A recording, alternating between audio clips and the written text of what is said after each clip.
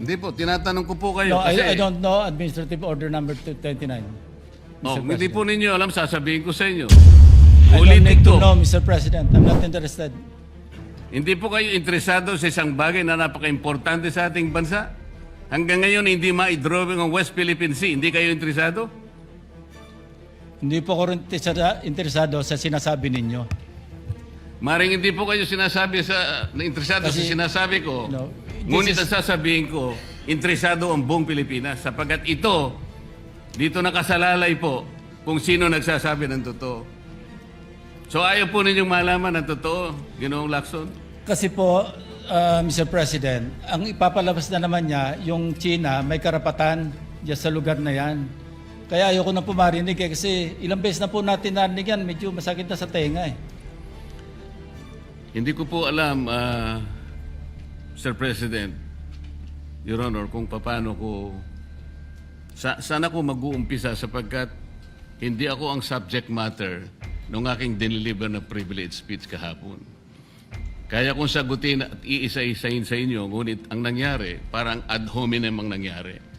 Sa akin po, natutukoy lahat ang inyong privilege speech ngayon, samantalang ang inaasahan ko ay sasagutin nyo yung privilege speech kahapon. Kasi kung ganun pong mangyayari, Mr. President, malilihis na naman po tayo sa inaasahan ng ating mga mamamayan. Dito lilitaw ngayon ang nauna pong mga patakarang nakita ko sapagkat kailanman hindi natin makakalimutan at huwag nating kalimutan na talaga pong nilimas po ang kabangbayan. Yun na po yung gusto nating pag-usapan dito. Kung sasagutin ko po ng isa-isa ang ibinibintang po ninyo sa akin, maliliis na naman po ang pinag-uusapan na kailangan na po ng taong bayan na malaman na po ang katotohanan. Sino po ang may pakana? Sino po ang mga mastermind sa nangyaring nakawan sa ating kabangbayan? Ito po ay hindi pangkaraniwang pagnanakawan, Ginoong Pangulo. Yun po ba ang gusto niyong mangyari, Ginoong Ping Lacson? Negative po. Sigurado hindi po yun. Bakit kayo po- po naglilihis, sino pa po nagsimula nito? Nung Bakit una pong po- privilege speech ninyo, hindi ko na sinagot kasi ayoko magkagulo. Pero enough is enough. Kahapon, nanonood ako sa aking opisina, gusto kong bumaba, kaya lang malalim na ang gabi at ayoko maabala yung trabaho sa Senado. Kaya nagsabi ako sa ating Senate President at ito'y na-manifest niya kahapon, narinig ko, na I was told na sasagot ako ngayong araw na ito. Wala pong gustong maglihis sa usaping flood control. Ako nga po, very passionate po ako dyan, mulat sa pool. Wala po kayo rito. Ako po'y talaga lumalaban sa korupsyon. Pagdating sa national budget, pagdating sa lahat ng usapin, hindi nyo po matatawaran ang aking hangarin, maituwid ang lahat ng katiwalian dito sa ating bansa dahil hindi po tayo muusad. Pero enough is enough. Patuloy po kayo sa pag-atake sa akin. Balikan nyo po, res ipsa loquitur. Andyan po lahat eh. Wala po ko inimbento. Salita nyo po lahat yan eh. Sabi nyo, iniinsulto ko kayo. Sagutin nyo po. Totoo po ba o hindi yung ating napanood sa mga video? Totoo po ba o hindi yung aking mga binanggit? Tapos na po kayo. Tapos na po. Kasi po ganito May I eh. suggest that the two gentlemen address the chair instead of addressing each other? Sorry, Mr. President. Pagpaumanhin po ninyo, Ginoong Pangulo, ngunit nakakalimutan po ng ating Senator Ping Lacson na siya po ang nagumpisa sa ngayon lang eh. Ako raw po ay defensor ni Vizcaya. Palagi niyang ipinipilit yun. Hindi niya makalimutan ang sinabi ko na nung ako po ay nasa Blue Ribbon Committee, tungkulin ko po kasi na ipaglaban ang sino man, witness man siya, resource person, siya po ang kauna-unahan na nag-apply ng Witness Protection Program. Sa aking palagay po, nung panahon na yon, ay kakailanganin namin siya sapagkat mga pangalang malalaki ang dapat na makuha natin. Hindi naman siya, ang ibig ko sabihin, si Diskaya po ang mismong nagbigay po ng kanyang kagustuhan. Nung una po, Mr. President, ayaw ko nga maniwala sa kanya. Kaya sinabi ko sa kanya, gumawa ka ng sulat, kahit sulat kamay, para sa ganun, walang masabi ang iba na parang ako pang nag-initiate sa'yo dahil hindi kita kakilala. Kailangan malaman muna natin kung ano ang laman ng iyong testimony. At kailangan ma-determine natin kung talagang meron kang may kukontribute na mga pangalan. Kasi importante na lumitaw ang mga pangalan ng mga taong talagang utak ng pagnanakaw na ito. Yun po ang pinag-umpisahan nun eh. Dahil mabigat ang kanyang gagawin, Mr. President, nakita ko sa kanyang kagustuhan na siya'y sumailalim sa Witness Protection Program. Kinilala ko naman yun, Mr. President. Malalagay nga sa alanganin ng buhay niya. Yun po naman ay nakalagay sa batas eh. Bakit ngayon akusahan ako na ako pa ang nagdidepensa sa kanya? Nandun naman po sa batas eh. Kaya nga po nang ipilit po ng ating DOJ Secretary na pinipilit niya magkaroon ng restitution, sinabi ko huwag mong gagawin yan. Wala naman sa batas yan eh. Ipipilit ninyo sa pamagitan ng memorandum ninyo na kahit wala sa batas para siya maging katanggap-tanggap na witness protection program witness, ay gagawin yung mag-restitute siya. Wala po sa batas yun, Mr. President. Yun po yung nilalaban ko. Kung napagkamalan niya na dinidepensahan ko, hindi po pwede yung ganon, Mr. President. So ngayon, hanggang ngayon, pati ba naman ng asawa ko na independent director, kakalantariin pa rito. Saan ba natin pag-uumpisa ng pag-uusap na ito? Pagkatapos, ipipilit na naman ninyo yung Kalayaan Island Group. Ano po ba patakaran dito, Mr. President? Ginoong Lacson? Kailangan bang samot-samot ang gagawin mo para sa isang privilege speech? Kayo po'y matagal na sa Senado. Alam ko po, kabisado nyo yung patakaran dito. Ang isang privilege speech na katutok lang sa isang subject matter. Pero ang gagawin po ninyong samot-samot ito, at pagkatapos ay mag-uumpisa kayo na parabang ang nilalaman ng privilege speech ninyo eh, puro ad hominem. Wala po tayong matatapos dito. Ang hangarin po natin dito ay yung subject matter na pinipilit natin sapagkat ito po ang inihintay ng taong bayan. Kung sasagutin ko po ng isa-isa at ang iba po'y sinagot ko na, ay lalayo po tayo. Ang akin pong tinatanong sa aking privilege speech kahapon ay bakit parang hindi ninyo pinagbigyan ang ibang mga tao na napakarami nilang dapat sabihin para sa ganun malaman natin ang katotohanan. Kayo po ang nagsabi, Senator Lacson, Mr. President, napupuntahan natin lahat ng lugar na kung saan ang ebidensya. Hindi po ba kayo po'y nagpahayag noon dito sa plenaryo, Mr. President, Senator Lacson, na sinabi nyo na ang presidente ay name drop ni Yusek Bersamin. Hindi ko man lang po nakita yung kanyang katauhan na ipinatawag nyo dito. Samantalang napakalaki ng dapat niyang ipaliwanag sapagkat kayo po ang nagsabi sa pamamagitan ng pagtitiwala ninyo sa ibinigay na testimony ni Yusek Bernardo na niname drop niya ang presidente. 100 billion pesos po pinag-uusapan dito na kung saan ang porsyentong tinanggap nila, sang-ayon din sa inyong pagpapahayag, ay 8 billion pesos. Nagtataka po kami, ang taong bayan, hindi nyo man lang pinatawag si Yusek Bersamin. Nagtataka din po ako. Alam po ninyo ito. Nakiusap. Nagpresenta si ex-Governor Chavit Singson. At iminungkahi ko po sa inyo at ang sabi nyo, sige po, sa susunod na pagdinig natin, ay iimbitahan natin siya. Sapagkat marami raw siyang gustong ibahagi sa ating pagdinig tungkol sa mga project sa Ilocos. Ngunit hindi po nyo tinawag. Yun po yung pinagtataka. Ito po yung gusto ko sanang sagutin ninyo. Sa akin po, wala nang kwenta kahit na ako'y patutsadahan ninyo na ganito ako, ganito kami, ganyan. Hindi na po mahalaga sa akin yun eh. Ang mahalaga po, Mr. President, ang taong bayan ngayon na naghihintay ng kasagutan sa maraming katanungan nila, kung magagawa pa natin na buklatin lahat ang dapat buklatin. Kilalanin kung sino dapat kilalanin.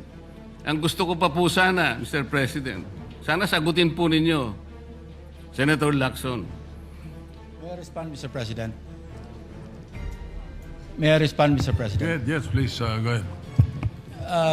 Mr. President, Your Honor, have you read the partial committee report? Ganito po ang nangyari, Mr. No, have President. you read the partial committee report? That is my question, Mr. President. Binasa ko po, ngunit hindi ko po magawan ng paraan kung paano ko po itatrato. Kasi kahit na po ganun ang nangyari, tiningnan ko po eh. Kaya lang, sabi ko sa mga staff ko, nung mag-meeting kami, bakit ka ako wala man lang pirma ito? Ito po italiwas po sa inyong ipinahayag kahapon. Sinabi nyo President, rito, If I may be natanggap allowed, ko. Mr. President.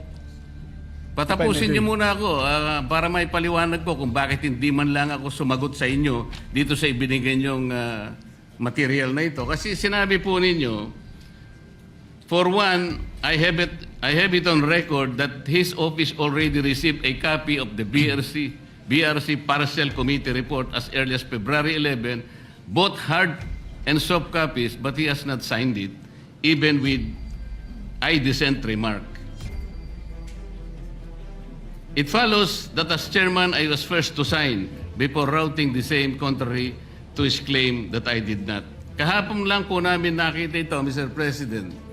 Pero hawak ko po dito yung pinrint naming kopya na nakuha lang namin sa isang link sa PDF document. Kami lang po nagprint nun. Wala pong pirma. Mr. President, we assume that it came from the office of Senator Lacson or probably from the Blue Ribbon Committee. I would not assume otherwise. So sabi ko, kung walang pirma ito, wala man lang covering letter, ano bang gagawin namin dito? Gagawin ba nating banderitas ito? Ganun po ba yung pagbibigay ng isang importanteng dokumento? Kung inaakala po yung importante ito, bakit wala naman pong pirma man lang? Sa akin palagay, hindi po ganun ang pagtrato sa amin bilang miyembro ng Blue Ribbon Committee. Dapat man lang sana, kahit na initial nyo lang po at meron siguro kayong instruction doon, anong gagawin namin dito? Now, before Senator Lacson responds, will you answer the question? Did you read it or not? That was the question. Yes, Mr. President. You read it. Okay, Senator Lacson, go ahead. Yes, Mr. President. I mentioned it in my privilege speech. Binigyan po natin ng tiki-tiki isang kopya na may watermark ng kanilang opisina. Una, nagkaroon po tayo ng isang masamang experience na nag-leak yung nauna ng niroute na committee report. So naisip namin, para matunto natin kung saan opisina manggagaling ang leak, bigyan natin ng tiki-tiki isang kopya. Hindi po talaga pipirmahan yun kasi advance copy po yun eh.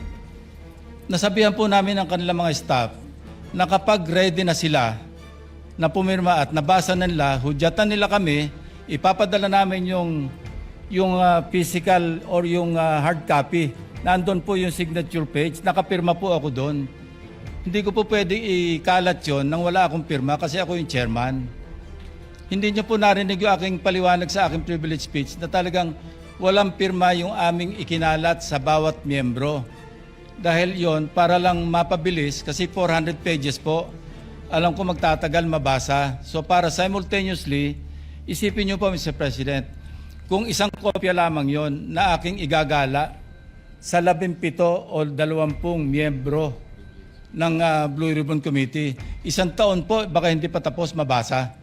So gumawa kami ng nag-devise po kami ng isang pamamaraan para simultaneously, sabay-sabay nila mabasa with the advice to their staff na kapag nabasa na at ready ng pumirma, sabihan kami, dadali namin yung kopya na mayroong signature page at sa kanila pipirmahan. Katunayan kahapon po si Senator Bam Aquino. Binigyan namin sa kanya yung may signature page at pumirma siya. Hindi po matatapos kung yung 467 yata na pages, iisa-isahin namin iikot. Mahirap po.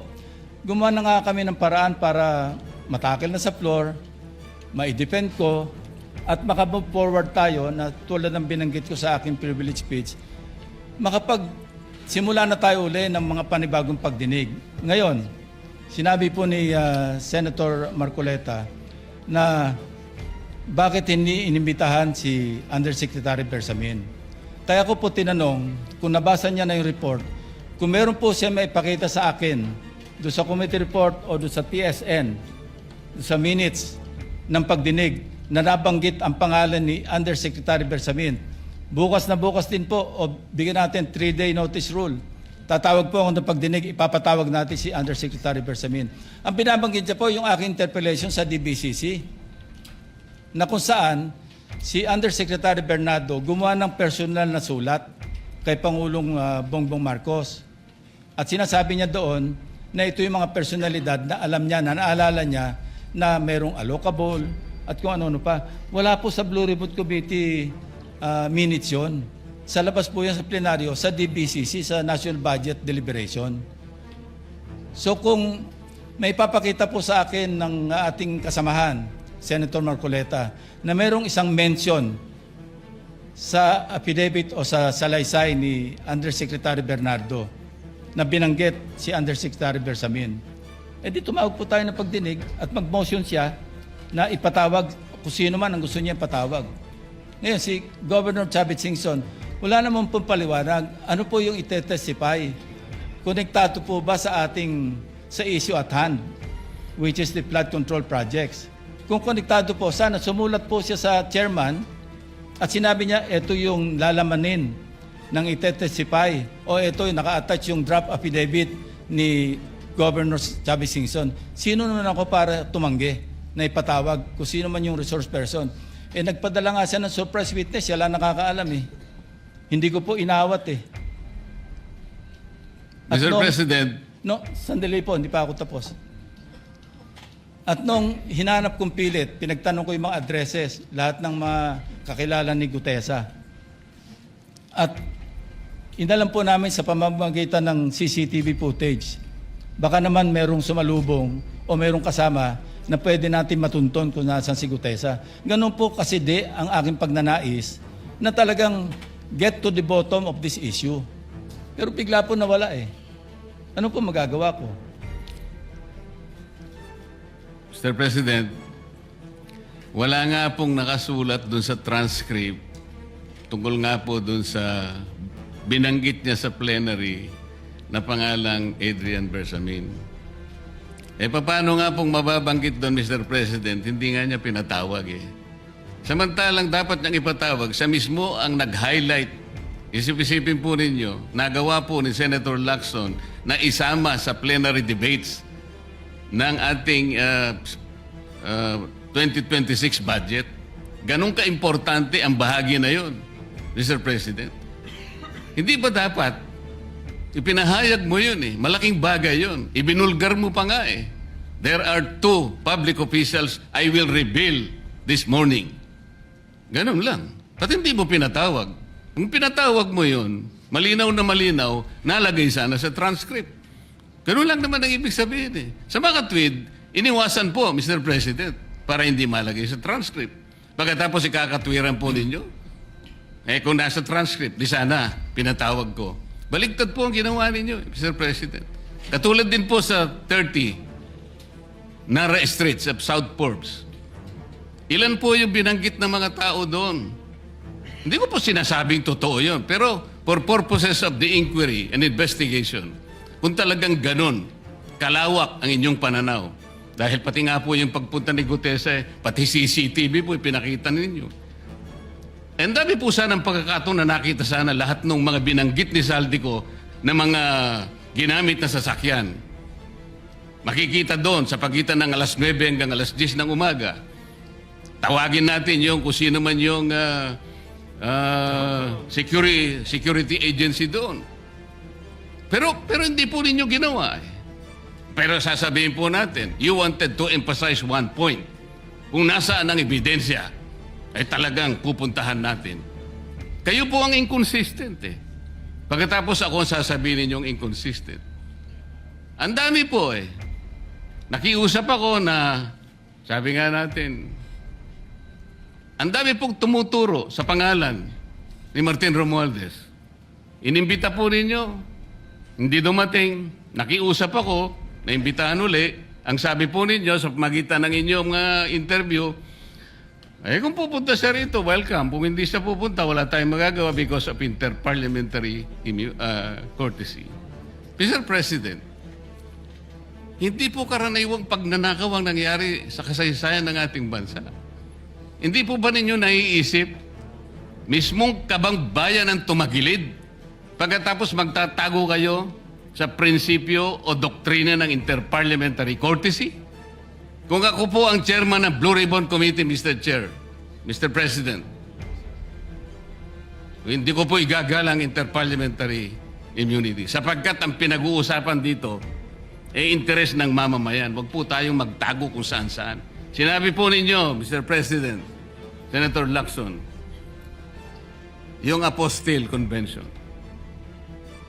Hindi ba pinahayag po ninyo sa isang pag-i-interview ninyo na kung si Saldi ko lamang ay makakuha ng isang subscribe statement, kahit sa Zoom lang, ipatatawag namin siya. Bakit hindi po ganun ang ginawa ninyo? Pwede naman siyang mag-Zoom pagkatapos na magkaroon ng apostilled sworn statement. Bakit hindi po ninyo ginawa?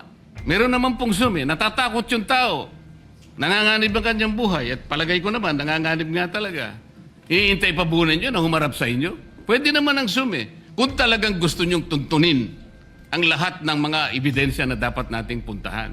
Ito po yung pinupunto ng aking privilege speech kahapon. Hindi ko nga po alam na kapag ako po ang magdi-deliver ng privilege speech, Mr. President, palagi po kayong nawawala. Kasi nga, nasa bandang huli na po ako eh. Pero kung talagang gusto nyo lamang, alam nyo naman na sa agenda po natin kung sino po ang tatayo para mag-deliver ng privilege speech eh. Ayoko pong isipin na sinasadya ninyo. Ngunit narinig naman po ninyo eh. Mr. President, pagkatapos isasama yung Kalayaan Island Group, ano po ba talagang pinag-uusapan natin dito? Yung kapakanan ng bayan, pinipilit po niyong pinagtatanggol ko ang China. Sa March 12 po, Mr. President, Senator Lacson, sana po may panahon kayo sapagkat ipinatawag ko sa pagitan ng isang resolution at ito po ay alam na ni Senator Erwin. Pinatawag ko po ang NAMRIA, pinatawag ko po ang Philippine Coast Guard, Philippine Navy, ang DFA, pinatawag ko rin po si Justice Carpio at saka yung professor sa UP. At kung sino man po ang interesado, pero once and for all, malaman po natin dito kung sino ang sinungaling, kung sino ang makatsina, kung sino ang naggagaling-galingan at nagpapanggap na expert in international law. Sana po, Senator Lacson, nandun po kayo. Mr. President, may we hear from the chairman of the Foreign Relations Committee because his name was mentioned. May I just confirm if indeed he will call for a hearing and invite those people mentioned, Mr. President? With due respect. Well, as requested, if you would like to respond, Senator Erwin Tulfo. Thank you, Mr. Chair. This morning, I have received a letter from the Department of Foreign Affairs citing that they cannot attend, including NAMRIA, Mr. Chair, and we have already written to the various chiefs of staff of the members of the Committee on Foreign Affairs. They cited, including NAMRIA, that they cannot attend because of the fact that it is a matter of national security, Mr. President. And I also have a copy that will be sent to your office, Mr. President. The reason given by NAMRIA, the Armed Forces of the Philippines, and the Department of Foreign Affairs, Mr. President. In other words, Mr. President, the gentleman from Pampanga and Tarlac is confirming something that is not confirmed. Mr. President, that is too much of a statement. Kausap ko pa lamang ang chairman at kaming dalawa po nagkakausap at niremind pa nga ako yung mga nakarang araw na March 12, okay ka na.